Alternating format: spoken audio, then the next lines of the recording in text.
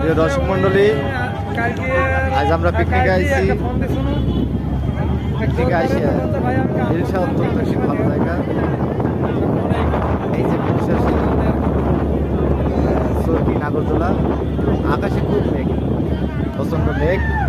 এই যে নৌকা, অনেক গান বাজনা হচ্ছে চতুর্দিক দিয়ে। আমরাও নৌকা ছাড়বো। এই যে আমাদের নৌকার যাত্রী সব, তো এই যে নৌকার যাত্রী, আমাদের পিকনিক আপাতত স্থির আছে, কারণ আজান হচ্ছে এই সময় বিরতি। তবে আজান পরে আবার চারটি শুরু হবে, এবং যার কথা না বললেই নয়, এবং আমাদের মাঝে অত্যাধুনিক একটি নৃত্যশিল্পী আছে জিয়া। তার মাথার চুল এত পরিমাণ বুদ্ধির কারণে তার চুল উঠে গেছে। এক মাস হলে তার ট্রেনিং করানো হয়েছে, এবং যা না বললেই নয়, পিকনিকের দিন এক বেলা ঘুম পাড়ানো হয়েছে, এবং তার কাছে আমরা ফিরে যাচ্ছি। তা এখনও দেখা যাচ্ছে না, তবে যদি কালে পাই আপনাদেরকে জানাবো, আপনারা লাইনে থাকেন।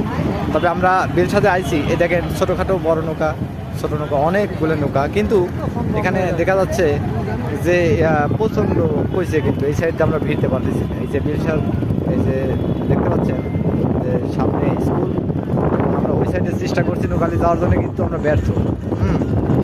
কারণ কইছে পাগল ঠাবায় না, এই জন্য